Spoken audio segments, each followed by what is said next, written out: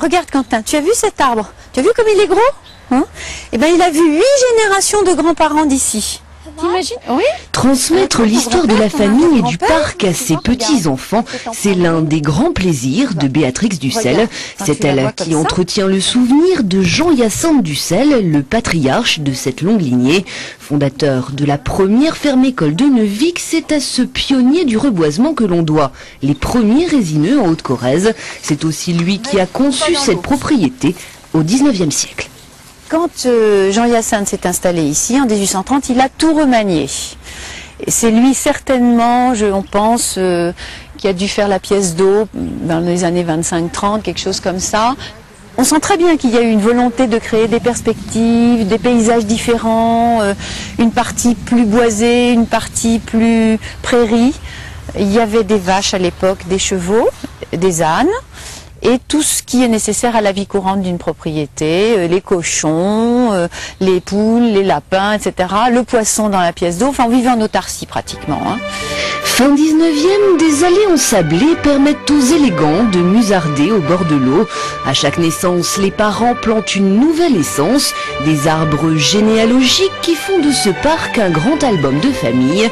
Le souvenir des arrière-grands-oncles Jacques et Jean Dussel se perpétue ainsi à travers 2 cèdres bleus. Quand on passe, on dit souvent qu'on passe à côté de Jacques et Jean. Ça les rend sympathiques, ça les rend vivants, ça les rend...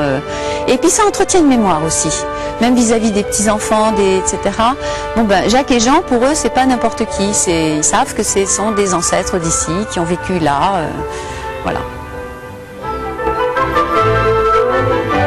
Emblématique du parc, ce Camae-Cyparis vieux de 200 ans, doté de 8 troncs, cet arbre cathédral se visite littéralement.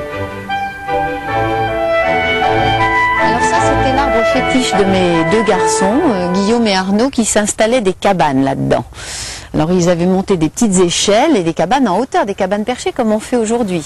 Et on a trouvé intéressant donc de le faire traverser par les gens parce que ça donne bien une idée d'ampleur, de majesté, de durée, etc.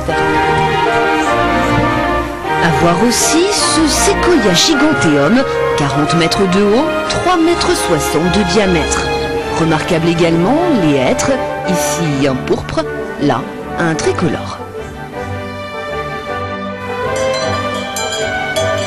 Parfum d'Écosse dans ce parc anglais du 19e, ces moutons Shetland, une façon de renouer avec la vocation agricole du domaine et d'accompagner les promenades de joyeuses sonneilles.